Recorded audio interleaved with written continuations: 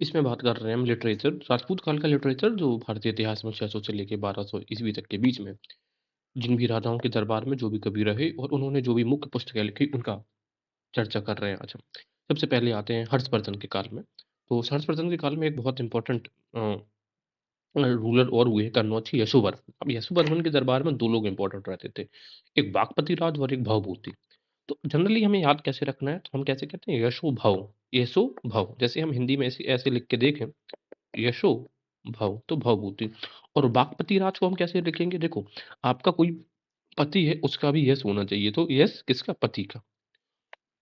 वाकपति राज ने लिखी है गौड़ बहू। इसमें ये बताया गया कि यशोवर्मन ने किस तरीके से गौड़ जो कि बंगाल को जीता था, ठीक है। तो ये वाकपति राज की गौड़ बहू में वर्णन है। भवभूति ने जो पुस्तकें लिखी हैं वो है एक तो मालती माधव, उत्तरा रामचरित और महावीर चरित। तो मालती माधव, उत्तर रामचरित, महावीर चरित ये लिखी है भवभूति की। आगे देखेंगे सोमेश्वर तृतीय, ये जो पश्चिमी चालुक्य थे उनके दरबारी कवि हुआ करते थे। इन्होंने लिखी है मानस उल्लास, या इसी को बोलते हैं अभिलाषितार्थ चिंतामणि। अब हम याद कैसे करेंगे, देखो सोमेश्वर, या कोई सोमेश्वर नाम का व्यक्ति है उसका जो मन है वो हमेशा उल्लास से भरा रहता है, या फिर सोमेश्वर को क्या है, चिंता रहती है, चिंतामणि, अभिलाषितार्थ चिंतामणि। सोमदेव ने जो पुस्तक लिखी है, जो ये अनंत कश्मीर लोहार वंश की रानी के मनोरंजन के लिए लिखी थी। अनंत वंश की जो लोहार वंश की जो राजकुमारी थी अनंत, ठीक है। अब अच्छा, ये जो पुस्तक लिखी है वो लिखी उन्होंने कथा सरित सागर। ये जो बृहत कथा मंजरी क्षेमेंद्र के द्वारा लिखी गई थी उस पर आधारित है, ठीक है ना। देखो एक पुस्तक लिखी गई थी बृहत कथा, ये गुनाढ्य की लिखी हुई पुस्तक है, गुनाढ्य की। इसके ऊपर लिखी गई थी बृहत कथा, और बृहत कथा के ऊपर लिखी गई है कथा सरित सागर। आगे देखेंगे राजशेखर, तो राजशेखर के बारे में बहुत ज्यादा जानकारी हमें मिलती है। महेंद्र पाल और महिपाल जो गुर्जर प्रतिहार वंश के शासक थे उनके दरबार में राजशेखर रहा करते थे। इन्होंने जो पुस्तकें लिखी हैं, एक तो लिखी है हर विलास, दूसरी है भुवन कोश जिसमें भुवन के बारे में जानकारी हमें प्राप्त होती है, और काव्य मीमांसा। ये काव्य लिटरेचर है, यानी कि ये काव्य साहित्य है। काव्य का मतलब होता है क्या, ये गा के सुनाया जाने वाला है। हर विलास, भुवन कोश, काव्य मीमांसा। इसके अलावा उन्होंने लिखी है विद्यसाल भंजिका, कर्पूर मंजरी, बाल रामायण और बाल महाभारत। ये चारों ये ड्रामा है इनके द्वारा लिखे गए, यानी कि नाटक है। देखो कर विद्यसाल भंजिका, कर्पूर मंजरी, बाल रामायण, मा- और ये बाल महाभारत। तो हम याद कैसे करेंगे, तो देखो जो महेंद्र है ना, जो राजशेखर है ना, ठीक है ना, राजशेखर है वो, उनका राज हर एक विलास में है। हर एक विलास का मतलब हर एक महल में है। तो राज कहाँ करना है, भुवन में अंदर। तो विलास और भुवन सेम सेम नाम दिख रहे हैं। दूसरा क्या है, राज की ये इच्छा है, या राज की ये मीमांसा है कि वो काव्य का अध्ययन करे। राजाओं की पहले मीमांसा होती ही थी। राज है विद्यसाल भंजिका, ठीक है ना। तो राजा जो लोग होते हैं वो भंजिका, यानी कि उनका विभाजन नहीं होना चाहिए। दूसरा है राज कर्पूर मंजरी, ये तो हमें वैसे भी याद है। और राज का क्या है, बाल रामायण और बाल। तो हमारे घर में जो बाल होते हैं उन्हीं का राज रहता है, इस तरीके से याद करेंगे। अब इसमें जो काव्य मीमांसा और जो विद्यसाल भंजिका नामक ये दो दो पुस्तकें हैं, ये पुस्तकें इन्होंने, काव्य मीमांसा और विद्यसाल भंजिका नामक दो पुस्तकें इन्होंने महेंद्रपाल और महिपाल प्रतिहारों के दरबार में ना लिखकर इन्होंने युवराज कलचुरी के दरबार में लिखी थी। क्योंकि युवराज कलचुरी जो था, इनको राजशेखर को अंत में अपने यहाँ पे यानी कि त्रिपुरी लेके गया था, और त्रिपुरी में ही इन्होंने काव्य मीमांसा और विद्यसाल भंजिका नामक दो पुस्तकें लिखी हैं। दूसरा हम देखेंगे लक्ष्मीधर। अब लक्ष्मीधर गोविंद चंद्र जो गढ़वाल थे उनके दरबारी कवि हुआ करते थे। इन्होंने जो मोस्ट इंपॉर्टेंट पुस्तक लिखी है कृत्य कल्पतरु। कृत्य कल्पतरु एक कानून के ऊपर लिखी गई पुस्तक है। इसके अलावा अगर हम देखें श्रीहर्ष की जो पुस्तक है, श्रीहर्ष भी जयचंद्र के दरबार में रहते थे। इन्होंने लिखी है नैष्ठिय चरितम और खंडन खंड खाद्य।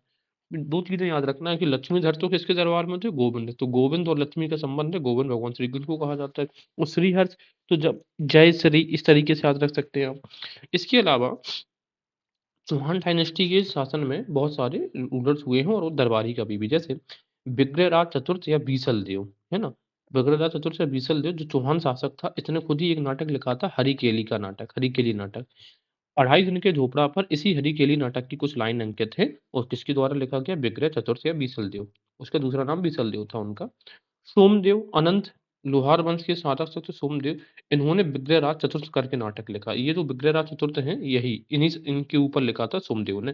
ये कोट पोट हुआ करते थे किसके, विग्रहराज के। राइट, आगे हम देखेंगे जैनक। जैनक ने दो लिखी हैं, एक आल्हा खंड लिखा है और पृथ्वीराज विजय लिखा है। अब देखो विजय और जय सेम चीजें हैं, और इसी को बुंदेलखंड के इलाका में आल्हा खंड कहते हैं। पृथ्वी भट्ट ने हाँ, चंद्र बरदाई ने लिखा है पृथ्वीराज रासो। हालांकि पृथ्वीराज तृतीय के दरबार में पृथ्वी भट्ट भी रहते थे। चंद्र बरदाई हो गया, हाँ बागीश्वर भी रहते थे पृथ्वीराज के दरबार में। इसके अलावा नयन चंद्र सूरी ने लिखा है हमीर महाकाव्य। तो मैंने क्या कहा था, नयन किसके, अमीर लोगों के, हम सॉरी, नयन किसके, काव्या के नयन, ऐसे याद किया था हमने। इसके अलावा विद्यापति गौड़ भी पृथ्वी चंद्र तृतीय के दरबार में थे, और विश्वरूप भी पृथ्वी चंद्र के दरबार में थे। तो एक बार देख लेते हैं पृथ्वीराज जो तृतीय थे उनके दरबार में कौन कौन था। जैनक, पृथ्वी भट्ट, चंद्रबरदाई, बागीश्वर, नयन चंद्र, विद्यापति गौड़ भी इनकी के दरबार में थे पृथ्वीराज तृतीय के दरबार में, और विश्वरूप भी पृथ्वी के दरबार में थे। आगे हम देखेंगे चंदेल में एक श्री कृष्ण मिश्र नाम के व्यक्ति थे, कीर्ति वर्मा जो चंदेल शासक थे उनके दरबार में थे, और इन्होंने लिखा है प्रबोध चंद्रोदय। तो श्री कृष्ण ने, श्री कृष्ण को बहुत ज्यादा बोध रहा है जीवन पर्यंत, बोध का मतलब है समझ रही है, इसी वजह से चंद्र का उदय हो पाया है। तो श्री कृष्ण मित्र, प्रबोध चंद्रोदय, और किसके दरबार में, श्री कृष्ण कीर्ति वर्मा। तो श्री कृष्ण की वैसी भी कीर्ति ख्याति प्राप्त है, कीर्ति हर एक जगह पर है। अब हम बात करेंगे जो चालुक्य वंश के लोग हैं उनके बारे में।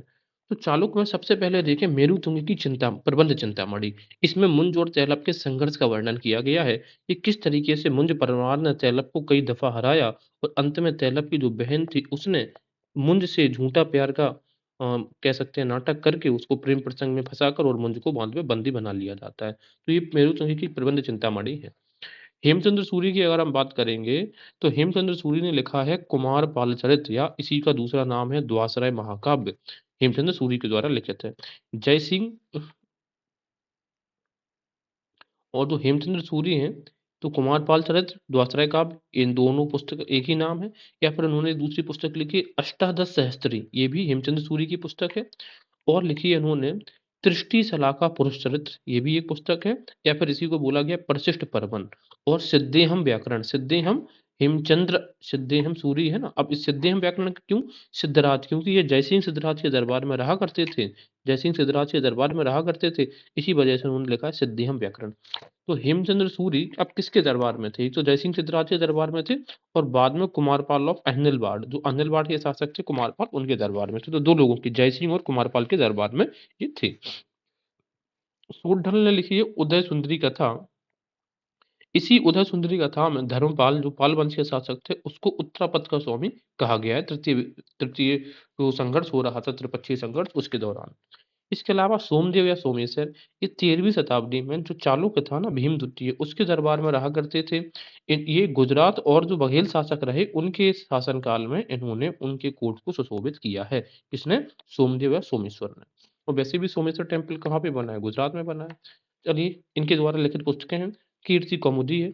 इसमें तेजपाल और वस्तुपाल के जो भी उन्होंने काम किए, अचीवमेंट्स किया है, उनके बारे में वर्णन है कीर्ति कौमुदी में।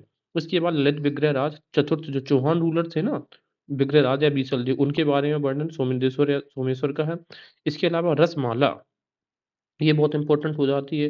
तो देखो हम कैसे याद रखेंगे, कोई सोम नाम का व्यक्ति है, या सोम देव है, या सोम है, तो सोम को रस की माला बहुत पसंद है, रसमाला बहुत पसंद है सोम को। बज्जिका भी लिखी है सोमेश्वर ने, और चतुर्विंशति प्रबंध भी लिखा है सोमेश्वर ने। क्या लिखा है, चतुर्विंशति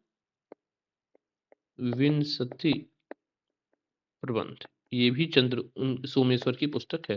तो ये वाली जो पुस्तक है रसमाला, इसको कई बार पूछा जा चुका है सोमेश्वर की पुस्तक को, रसमाला को।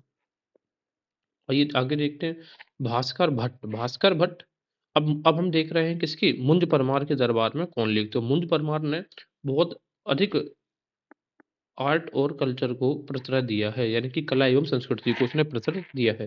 देखते हैं उनमें से जो पहला नाम हमें दिखाई पड़ता है वो हमारे सामने भास्कर भट्ट का है।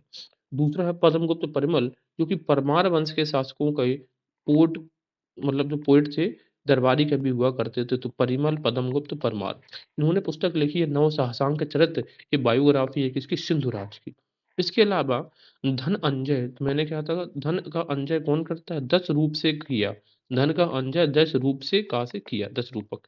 इसके अलावा धनिक भी इन्हीं के टाइम पे, तो मैंने ऐसे समझाया था आपको कि धनिक ना सिर्फ़ इसी लोक में आप धनिक हो सकते हैं, और आजकल जो धनिक हैं वही तो काल का निर्णय करते हैं, यानी कि समय का निर्धारण करते हैं। हलायुद्ध, तो इन्होंने लिखी है पुस्तक मृत संजीवनी, ये पिंगल शास्त्र पर टीका है। हलायुद्ध भी मुंज परमार के दरबार में हुआ करते थे। और दूसरी इन्होंने लिखी है अभिधान रत्न माला, किसने? जैसे हल पे आपने अभिधान रत्न माला चढ़ाई है। और मृत संजीवनी भी कौन सी? हलायुद्ध। आपने हलाहल पी लिया तो आप मृत हो गए, फिर आपको संजीवनी की आवश्यकता पड़ी। धनपाल की तिलक मंजरी और पाई लच्छी माला, ये भी बहुत इंपॉर्टेंट हो जाती है धनपाल की। एक तो तिलक मंजरी और दूसरी कौन सी? पाई लच्छी माला। दूसरा देखेंगे, भोज परिवार ने स्वयं ही कई सारी पुस्तकों की रचना करी है। एक तो श्रृंगार प्रकाश, इसी श्रृंगार प्रकाश में रामगुप्त की ऐतिहासिकता का प्रमाण मिलता है। दूसरा है श्रृंगार मंजरी, भोज परमार ने लिखी है श्रृंगार मंजरी। तत्व प्रकाश भी इन्हीं के द्वारा लिखा गया है। फिर दूसरी पुस्तक ये लिखते हैं चंपू रामायण, अविनी कुमार, ठीक है। और फिर कोदंड काव्य, कोदंड भगवान जो श्री राम थे उनके धनुष का नाम था कोदंड काव्य। राज मार्तंड भी लिखा है इन्होंने। सरस्वती कंठाभरण भी लिखा। और नाम मालिका, यानी कि कई सारी नामों की एनसाइक्लोपीडिया टाइप की एक बुक है नाम मालिका। इसके अलावा इनकी जो सबसे इम्पोर्टेंट पुस्तक है ये वो है युक्ति कल्पतरु। इसी में बोर्ड से निर्माण की तकनीक के बारे में चर्चा करते हैं ये। इसके अलावा दूसरी जो पुस्तक है साम्रांगण सूत्र। अब ये बताओ सूत्र का मतलब ही है, सूत्र का हम कहाँ पे इस्तेमाल करते हैं? आर्किटेक्चर जब घर का निर्माण होता है, और इसी में साम्रांगण सूत्र में ही वैज्ञानिक उपकरण का चर्चा की गई है। इसके अलावा इन्होंने जो पुस्तक लिखी है वो है तत्व परीक्षा, ये शैव धर्म से रिलेटेड है। उस शिवा की तत्व तत्व भोज परमार का, ठीक है। तो हम इनको याद कैसे रख सकते हैं, जरा देखते हैं। भोज परमार की श्रृंगार प्रकाश हमें पता है, उस जिसकी श्रृंगार प्रकाश है उसकी श्रृंगार मंजरी भी याद रख लो। भोज, जैसे गांव में भोज होता है ना? तो हम जब भोज जाते हैं तो श्रृंगार करके लोग जाते हैं। और भोज में ना हर चीज का तत्व विद्यमान होता है भोज में। भोज में सारे तत्वों का आपको स्वाद मिलता है। इसके अलावा भोज में चंपू रामायण का मतलब क्या है? जहां पर आप भोज करने गए थे वहां चंपू रामायण का भी पाठ हो रहा था। भोज करने के लिए आपको बुलाया किसने है? अवनी कुमार ने बुलाया। जो भोज करने नहीं जाएगा उसको दंड भी मिलेगा। दंड दो हो जाएंगे तो कोदंड और मारदंड दोनों इस तरीके से। और भोज परमार ने सरस्वती जी को तो तब पूजा की थी तो सरस्वती कंठाभरण। और भोज, भोज जैसा अभी आपको लोगों को इनवाइट करना है तो आपको एक नाम की माली तो माला बनानी पड़ेगी कि नहीं? एक पूरी लिस्टिंग बनानी पड़ेगी कि आपको जैसे जैसे भोज में इनवाइट करना है, तो उससे हम याद रख पाएंगे नाम मालिका को। आगे हम देखेंगे महासेन ने लिखी है, भूत परमार के दरबार में थे महासेन, प्रद्युम्न चरित।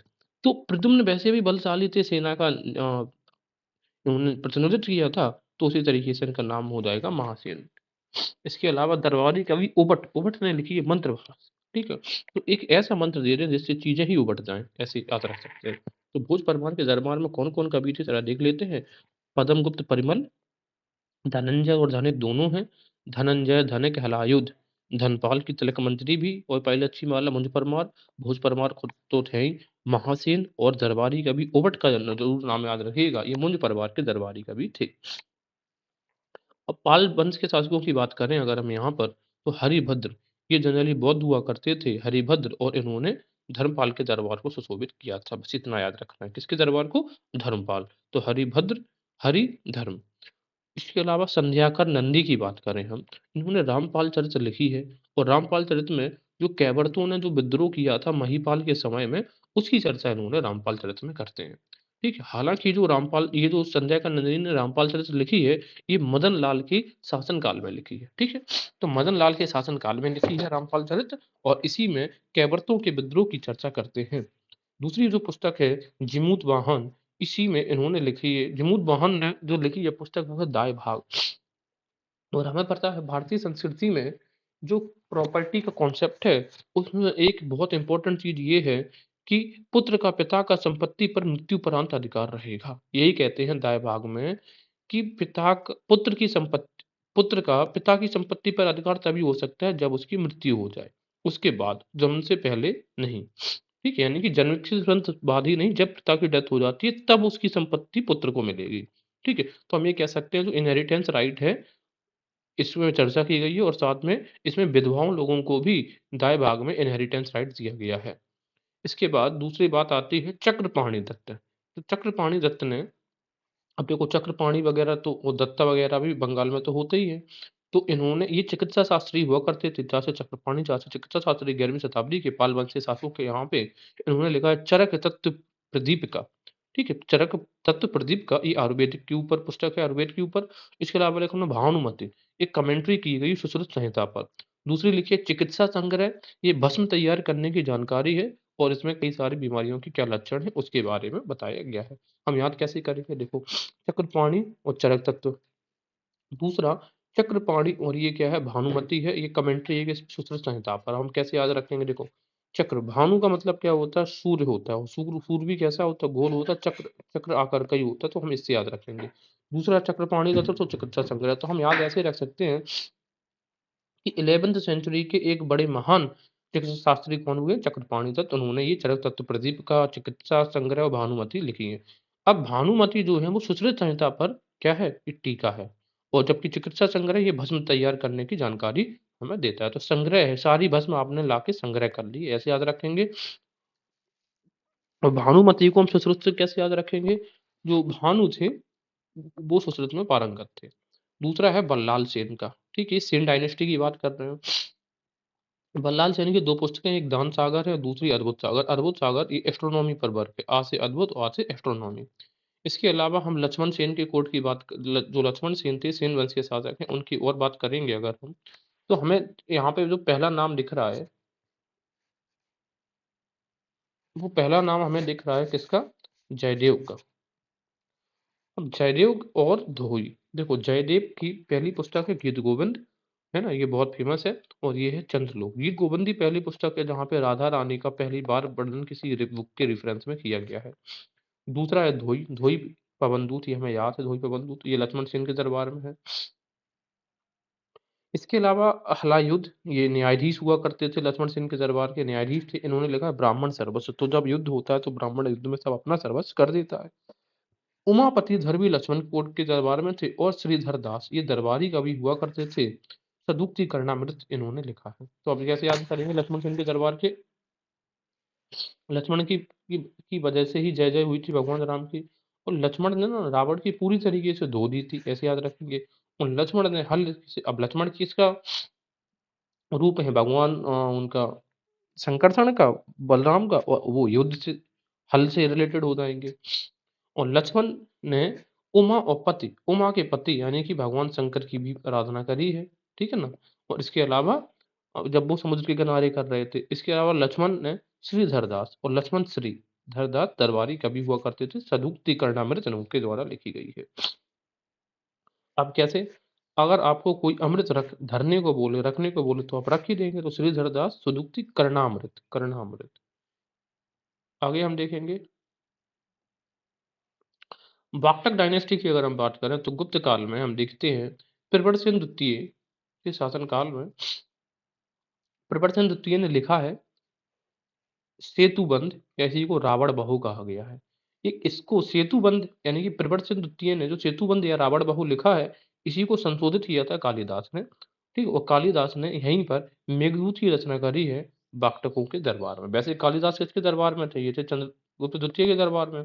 लेकिन जब ये आ गए थे यहाँ पे प्रवरसेन द्वितीय के यहाँ पे, क्योंकि गुप्ताओं का जो वैवाहिक संबंध थे वो वाक्टक वंश के लोगों से हो गए थे, तो फिर उसी संबंध में कालिदास ने प्रवरसन द्वितीय के दरबार को भी सुशोभित किया है। और जब प्रवरसन द्वितीय ने सेतु बंध या फिर रावण बाहु लिखा, तो इसको संशोधित किया था कालिदास ने। दूसरा, अब कांची और पल्लव हमें पता है। सबसे पहले हैं भारवी, कई बार पूछा जाता है। ये सिंह विष्णु के दरबार में थे, या इन्हीं का दूसरा नाम था अवनी विष्णु। अवनी विष्णु या सिंह विष्णु, इनका इन्होंने लिखा है कीरत अर्जुनियम, तो भार है विष्णु के ऊपर, सबका भार है। महेंद्र बर्मन फर्स्ट ने लिखा है मत्स्य विलास प्रहसन, इसी में कपालिक और जो बुद्धिस्ट थे उनका प्रशंसान किया गया है, दैट मीन्स उनका मजाक उड़ाया गया है। और इसी में कदमी माला भी लिखा है, ये म्यूजिक के ऊपर एक बुक है कदमी माला। तो महेंद्र बर्मन फर्स्ट का मत्स्य विलास प्रहसन और कदमी माला। महेंद्र बर्मन के दरबार में दो शैवाइट्स संत रहते थे, स्टार्टिंग वाले, अपार और त्रिज्ञान समंदर, जैसे ATMST, हम ये स्टार्टिंग के चार ऐसे याद करते हैं। तो अपार और त्रिज्ञान समंदर, दंडी दंडी किसके दरबार में थे? नरसिंह वर्मन द्वितीय। तो हम ऐसे याद कर लें, व्यक्ति चलता है ना, 2 दंडियों पर चलता है, तो 2 नरसिंह वर्मन द्वितीय। इसी का दूसरा नाम है राजसिम्हा वर्मन, ठीक है? हाँ, उन्होंने तो पुस्तक लिखी है। तो दंडी ने दास कुमार चरितम, तो डी से दंडी, दी से दास कुमार चरितम, अवंती सुंदरी भी लिखा है, और इन्होंने लिखा है काव्य दर्शन। तो ये दंडी की 3 पुस्तकें हैं, दास कुमार चरितम, अवंती सुंदरी और काव्य दर्शन।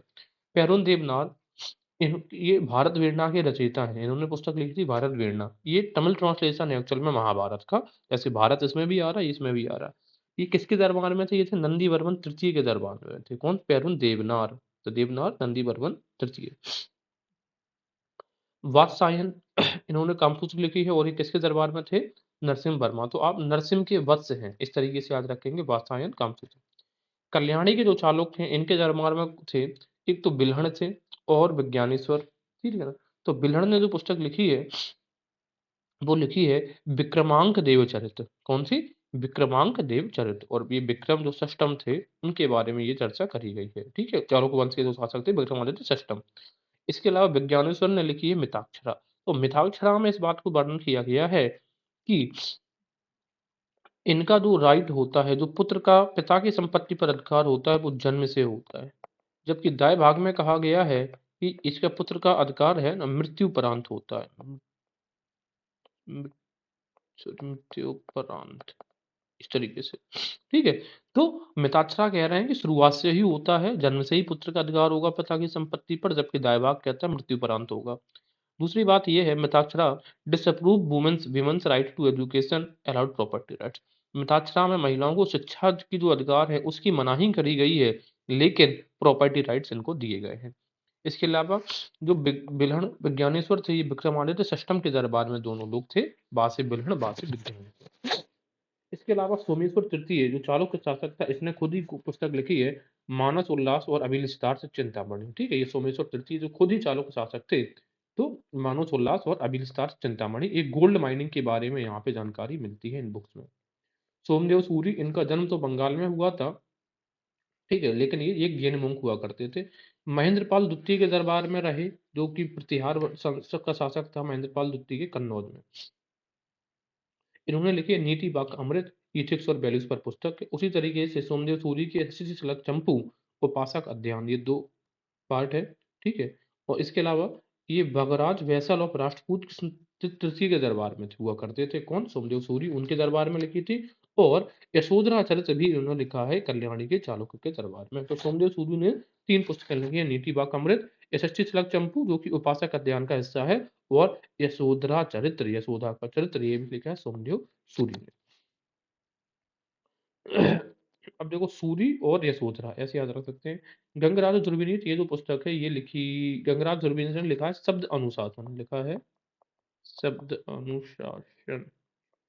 ये पुलकेशन द्वितीय के फ्यूडल हुआ करते थे, सामंत हुआ करते थे, ये उड़ीसा से थे, उड़ीसा। राष्ट्रकूट डायनेस्टी की बात करेंगे तो सबसे पहले, और इनके पहले जो शासक हैं, उनका नाम है अमोघवर्ष। अमोघवर्ष एक रूलर भी थे राष्ट्रकूट डायनेस्टी के। उन्होंने ही पहली काव्य लिखा था कन्नड़ भाषा का, वो था कविराज मार्ग। ये पहली पोयम है कन्नड़ में, यहाँ का कन्नड़ में लिखा गया पहला कोई काव्य है। अमोघवर्ष के दरबार में दूसरे थे जिनसेन। तो जिनसेन इनके गुरु हुआ करते थे, जैन धर्म से थे, और इन्हीं के प्रभाव में आकर ये अमोघवर्ष जैन बनेगा। इन्होंने लिखा है आदि पुराण, और दूसरी पुस्तक लिखी है पारसा अभुदय और हरिवंश। हरि के वंश के वर्णन भी जिनसेन ने किया है, वो पारसा अभुदय। महावीराचार्य, ये गणित सार संग्रह लिखा है, गणित के महान कह सकते हैं विभूति थे। शकटायन, ये शकटायन भी किसके दरबार में थे? अमोघवर्ष के दरबार में थे, और उन्होंने लिखी है कौन सी पुस्तक? अमोघ वृत्ति। किसके द्वारा लिखी गई है? शकटायन के द्वारा। तो सक्टायन, अमुक वर्ष। दूसरा, अब ये जो 3 आते हैं पद्म पुण्य रन, इनके बारे में अगर ज़रा देखें, तो पुण्य ने लिखी है शांति पुराण। अब कैसे हम याद करेंगे कि देखो, हमें पों-पों नहीं चाहिए, हमें शांति चाहिए। जैसे ट्रैफिक में बहुत ज़्यादा पों-पों होती रहती है, तो हमें शांति चाहिए। पुण्य को उभय कवि माना जाता है, जो कन्नड़ और संस्कृत दोनों में पारंगत थे। तो उभय का मतलब है 2 भाषाओं में। तो इनके नाम में एन-एन आ रहा है, तो इस तरीके से हम याद रखेंगे कि ये उभय कवि थे, यानी कि 2 लैंग्वेज में, कन्नड़ और संस्कृत। दूसरी बात करेंगे, और ये जो पुण्य थे, पुण्य कृष्ण, पुण्य और ना कृष्ण तृतीय के टाइम पे थे। इसके अलावा पंप ने लिखा है आदि पुराण, ठीक है ना? आदि पुराण, आप किसी पंप के आदी हो चुके हैं। एक कन्नड़ का आदि कवि माना जाता है पंप को, और ये कन्नड़ और संस्कृत इनको भी दोनों आता था। हलायुध ने क्या लिखा है? कवि रहस्य।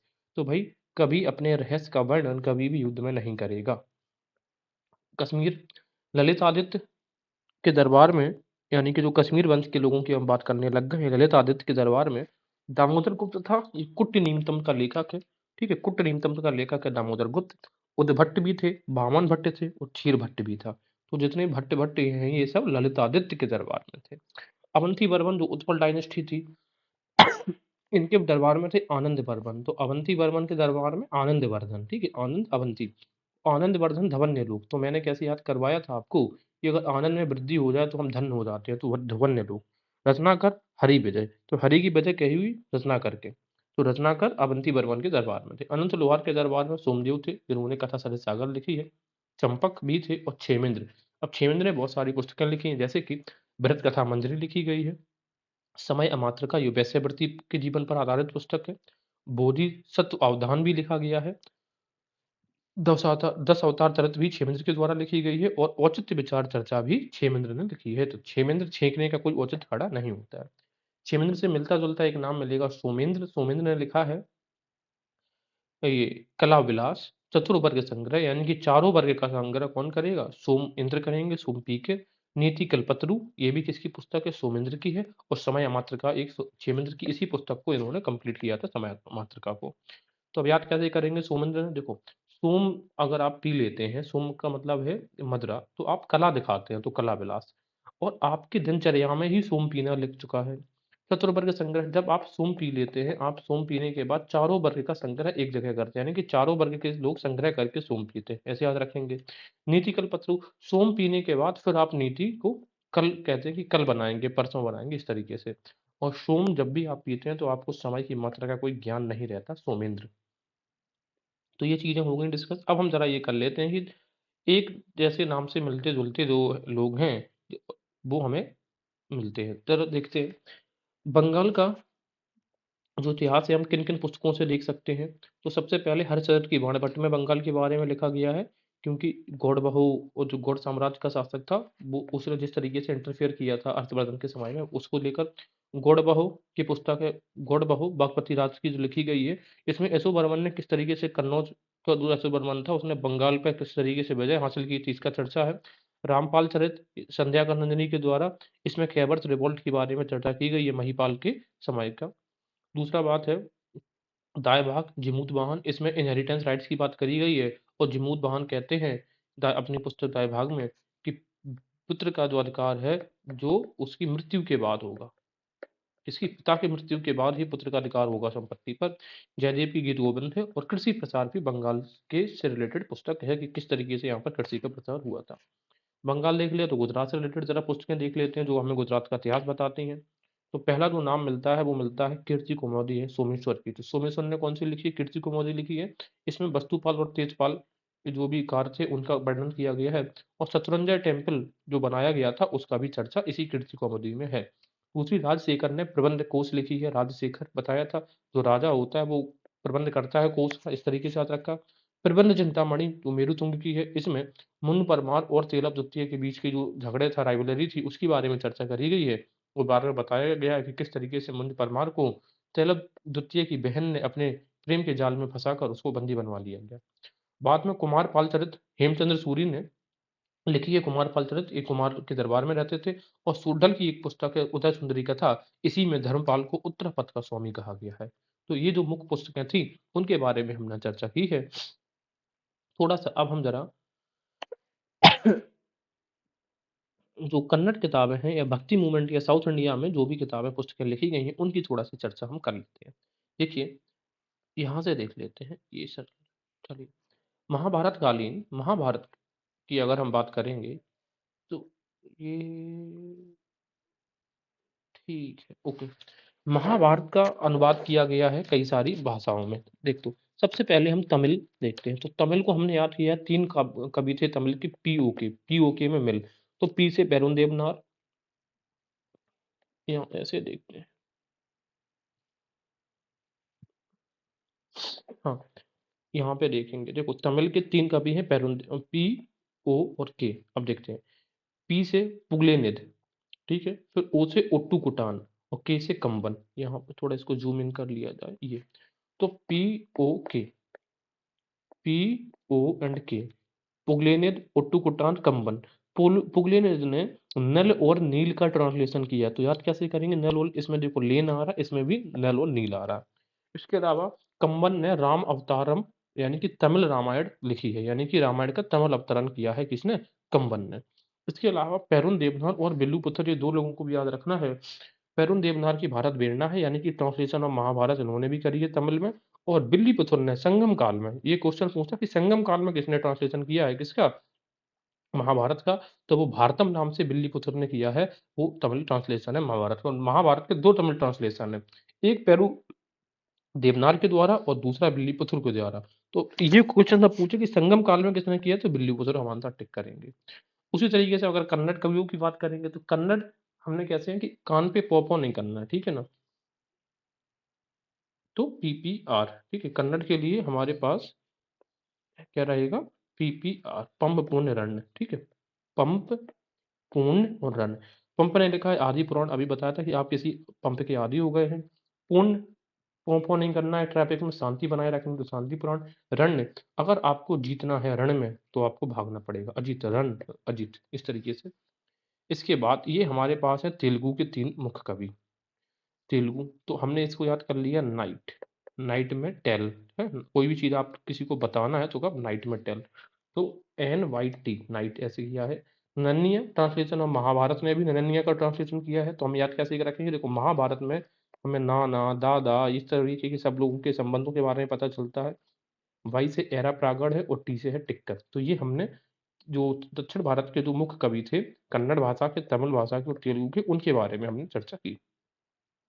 अब अगर हम भक्ति लिटरेचर दक्षिण की ही बात करेंगे थोड़ा सा, तो नयनार जो संत थे, नयनार यानी कि भगवान शंकर को मानने वाले, शैवाइटिज्म को मानने वाले, इनका याद करेंगे क्रम, तो ATSMT, ATSMT, तो अपार त्रिज्ञान सबंदर, एस सुंदरामूर्ति, माणिकवागचर और तिरुमूलर, ठीक है, इस प्रकार से।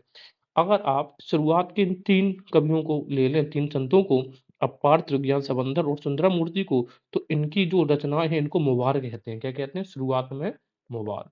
लेकिन अगर आप इन शुरुआत से चौथे को भी ले लो, चौथा कौन, माणिक वाचगर को भी ऐड कर देंगे, तो उन चार लोगों की जो रचनाएं हैं उनको हम समयाचर कहते हैं, क्या कहते हैं इनको, चार समयाचर। स्टार्टिंग के तीन को ATS को हम क्या कहते हैं, मुबार, और अगर इसमें माणिक वाचगर भी जुड़ जाए तो ये हो जाता है समय आचार। तो देखो बाघ चार, माणिक वाचगर और ये समय चार, ठीक है, ऐसे पूछ ले कि किसके जुड़ने से ये समाचार बनता है, तो हम वचार के जुड़ने से। अब बात कर रहे हैं हम तिरुमौरी की, तो तिरुमौरी जो है इसमें 1 से लेकर 12 पुस्तकें हैं तिरुमौरी में। 1 से लेकर जो 7 पुस्तक हैं उसको हम तेवरम कहते हैं। क्या बोलते हैं, 1 से 7 तक, 7 7, देखो तार 7 और ये तेवरम, है ना, ताता। इसके अलावा 9वीं पुस्तक को तिरु इसेप बोला गया है, तिरु इसेप के द्वारा वर्णित है। और ये 1 से लेके इस तरीके से तिरुमौरी में 12 पुस्तकें हैं। तो तिरुमौरी है, ये लिखा है नम्बी अदयार अंडार नम्बी ने, ठीक है, और किसके दरबार में थे, राजराज फर्स्ट के दरबार में ये सब चीजें लिखी गई थी, नम्बी अंडार नम्बी ने, राइट। तो ये चीजें याद रखना है कि 7वीं पुस्तक को 1 से 7 तक तेवरम बोल रहे हैं, 9वीं पुस्तक को तिरु इसेप, इस प्रकार की चीजें। अब हम बात करेंगे नैनन संतों ने, एक तो 62 संतों की एक सूची तैयार करी गई है, एक 63 संतों की सूची तैयार करी गई है। जो 62 संतों की सूची तैयार करी गई है वो लिखी है त्रितोंदरा तोकई के द्वारा, ठीक, सॉरी, जो 72 संतों की जो सूची है उसको बोला गया है त्रू टोंडारा टोकई, और ये लिखी है सुंदरा मूर्ति ने, ठीक है ना, सुंदरा मूर्ति ये तीसरे जो संत है उन्होंने। 63 संतों की जो सूची है उसको बोला गया है त्रुंतुरा त्रुवंताती, त्रुवंतुरा त्रुवंताती, ये लिखी है नम्बी अंधार नंदी ने, जिन्होंने ये तिरुमौर्य लिखा है, ठीक है। तो याद रखना 62 संतों की लिस्ट को क्या कहा जाता है, और 62 संतों की लिस्ट को त्रुतोंडारी और तोकई। तो हम याद कैसे करेंगे, किसी ने तोड़ डारा क्या, सुंदर मूर्ति को डाला इस तरीके से, और तिरुतोत्रा तिरुवंताती वंताती नंदी, इस तरीके से नव्वी अम्बिया नंदी। तो वंताती में देखो ई आ रहा दोनों में। हाँ, इसके अलावा अलावार जो संत थे उनके काव्य संग्रह कहा जाता था नालियार प्रबंधकम, ठीक है। तो अलवार और इस तरीके से हमने नयनार के बारे में चर्चा की। अब हम ज़रा देखेंगे यहाँ पर जो बंगाली लिटरेचर, उड़ीसा लिटरेचर में। महाभारत का अगर हम अनुवाद की बात करेंगे तो महाभारत का अनुवाद तमिल में हुआ था। वो किसने किया था? पेरुंदेवनार ने किया था और जो टाइटल था वो क्या था? भारत वेद था। नरसिंहवर्मन तृतीय के दरबार में थे पेरुंदेवनार। इसके अलावा श्रीविल्लिपुत्र ने भी भारतम नाम से अनुवाद किया है 13वीं शताब्दी में। तो ये 2 लोग पेरुंदेवनार और श्रीविल्लिपुत्र ने महाभारत का अनुवाद किया है। पेरुंदेवनार की पुस्तक को भारत वेदता बोलते हैं, जबकि श्रीविल्लिपुत्र की पुस्तक को भारतम बोलते हैं। दोनों में भारत भारत वर्ड आ रहा तो महाभारत से कनेक्ट कर लेंगे। तेलुगु की बात करें तो तेलुगु में 3 कवि नान्या, तिकन्ना, याराप्रागड़, ये 3 लोगों को अभी हमने देखा और नानक्या जो था देवराज द्वितीय के दरबार में थे, जो कि विजयनगर साम्राज्य के शासक हैं। बंगाली में बात करें तो काशीराम जो थे उन्होंने महाभारत का अनुवाद किया है। काशीराम नुसरत शाह के दरबार में हुआ करते थे। तो हमने याद करने की ये बताइए कि काशीराम की सूरत महाभारत में बिगड़ गई। ठीक है, काशीराम की सूरत सूरत काशीराम की सूरत महाभारत में बिगड़ गई, यानी कि महाभारत में उन्होंने अनुवाद किया। इसके अलावा हुसैन शाह सरदार परागल खान ने कबींद्र परमेश्वर से करवाया था। इसके अलावा हुसैन शाह के समय में उनका जो वो था सेनापति सरदार परागल खान, इसी ने महाभारत का एक अनुवाद करवाया था कबींद्र परमेश्वर से। बात समझ में आ गया? तो 2 बंगाली में 2 महाभारत अनुवाद हुए हैं। एक नुसरत शाह के टाइम पे किया है काशीराम ने और हुसैन शाह के समय में सरदार परागल खान ने करवाया था कबींद्र परमेश्वर ने। किसके टाइम पे कौन सा हुआ ये याद रखना पड़ेगा। ठीक है? तो कबींद्र परमेश्वर ने किया है हुसैन शाह के। तो हुसैन वैसे भी कवि थे, ऐसे याद रख सकते हैं। हुसैन को हम परमेश्वर मानते हैं। उड़ीसा में सरल दास ने महाभारत का अनुवाद किया था। तो उड़ीसी लोग कैसे होते हैं? सरल होते हैं, ऐसे याद रख सकते हैं। रामायण की बात करेंगे तो तमिल में रामायण का रूपांतरण किया कंबन, उस उनकी पुस्तक का नाम था राम अवतारम, तो कंबन की राम अवतारम। इसके अलावा तेलुगु में केन बुद्धराज और हुलासी भास्कर और आनंद भूषण ने हरिहर के शासन काल में किया। तो केन बुद्धराज और हुलासी भास्कर ने मिलकर किया था ये ट्रांसलेशन रामायण का, और आनंद भूषण ने हरिहर के शासन काल में भी ये रामायण का ट्रांसलेशन किया है। इसके अलावा बारबक शाह के समय में कृत्तिवास, ठीक है ना, तो जो कृति होती है जैसा बकबक करती है, इस तरीके से याद रखा है। इसको बाइबल ऑफ बंगाल बोला जाता है, कृत्तिवास को बाइबल ऑफ बंगाल। भागवत पुराण की अगर बात करें तो तेलुगु में पुटाना नाम के व्यक्ति ने भागवत पुराण का रूपांतरण किया। तो हम याद कैसे करेंगे? देखो, भागवत पुराण को पोटली में बांध के रखा जाता है या नहीं, उस तरीके से। हाँ, और भागवत पुराण का यहाँ पर हुसैन शाह के दरबार में उनके समय में श्री मालाधार बासु की श्री कृष्ण विजय लिखी गई है। तो देखो, जब श्री कृष्ण की विजय हुई होगी तो माला पहनाई गई होगी, तो हम इससे याद रखेंगे ये भागवत। और भागवत पुराण किसके बारे में चर्चा करती है? श्री कृष्ण के बारे में। ठीक है, तो इस तरीके से बंगाल में किसने किससे समय में क्या लिखा है वो हमने देखा। ठीक है? हाँ, तो ये थी हमारी चर्चा साहित्य को लेकर, जो आमतौर पर एग्जाम्स में क्वेश्चन पूछे जाते हैं। वीडियो पसंद आया हो तो आपको थैंक यू।